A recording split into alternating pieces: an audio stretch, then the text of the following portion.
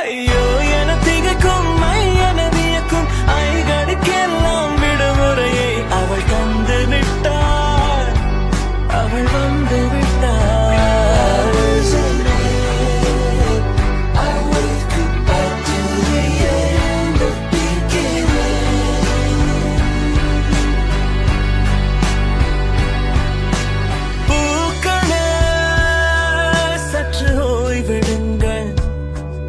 அவள் வந்து விட்டாள், அவள் வந்து விட்டாள்.